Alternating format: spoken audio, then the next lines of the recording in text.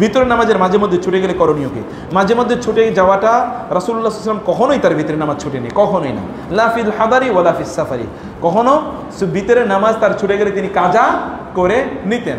রাসূল বলেছেন, ইয়া আহলাল কোরআন আউতিরু ফাইনাল্লাহু বিতরুন ইউহিব্বুল বিতরা, হে কোরআনের অনুসারীরা তোমরা ভিতরের নামাজ পড়ো, ইন্নাল্লাহ, আল্লাহ তাআলা তোমাদের জন্য, আর যাদাকুম সালাতান, আল্লাহ তোমাদের জন্য একটা নামাজ বাড়িয়ে দিয়েছেন, তার নাম কি? সালাতুল ভিতর ওয়াশ শাফঈ ওয়াল ওয়াতরি, আল্লাহ তাআলা শপথ করেছেন ভিতরের, ফলে ভিতরের নামাজ পরিত্যাগ করার কোনো অবস্থায় উচিত না। যদি আপনি কখনো কখনো ছুটে যায় তাহলে পরের দিন আপনি দিনের বেলা কাজা করে নেবেন। কাজা করবেন, আপনি ছুটে গেছে কয় রাকাত? 3 রাকাত অথবা 1 রাকাত ছুটে গেছে, তাহলে আপনি 2 রাকাত পড়ে নেবেন অথবা 4 রাকাত পড়ে নেবেন।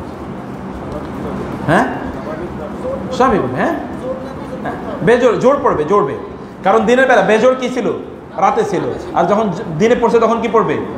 জোর। এটা তো রাতের নামাজ কি বেজোর করা হয়, দিনের বেলা যখন পড়বে তখন জোর করে নেবে। কোনো